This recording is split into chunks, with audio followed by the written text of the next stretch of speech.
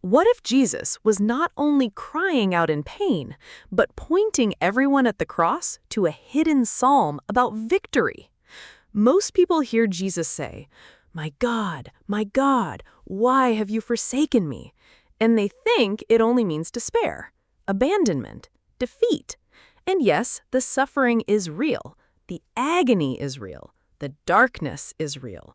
But those words are also the opening line of Psalm 22, and that changes everything. Before we start, click the first link in the description for your free Ultimate Study Guide PDF, Messianic Prophecies from every book of the Old Testament. Number 1. Jesus is quoting Psalm 22. In the ancient Jewish world, quoting the first line of a psalm could bring the whole psalm to mind. So when Jesus says, my God, why have you forsaken me?" he is not speaking random words. He is pointing to Scripture. Psalm 22 begins with suffering.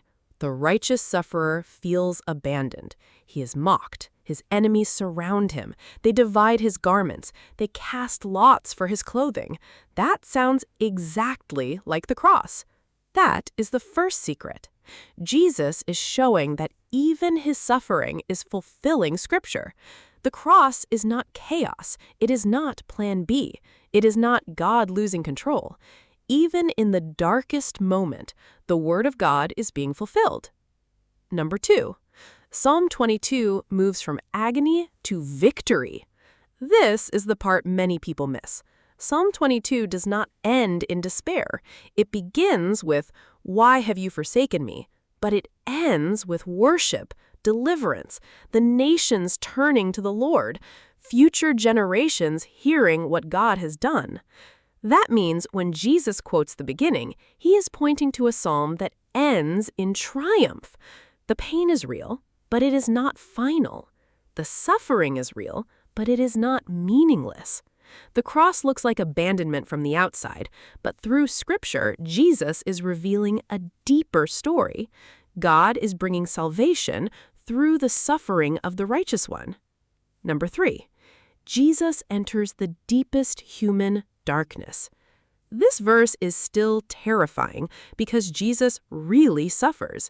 He does not pretend. He does not float above the cross untouched. He enters the place of judgment, the place of shame, the place where sin is carried, the place where the Son offers himself for sinners. That is the deeper revelation. Jesus is not distant from human pain. He goes into the deepest darkness to redeem it. Every person who has ever felt abandoned, every person who has ever prayed and heard silence, every person who has ever asked, "God, where are you?"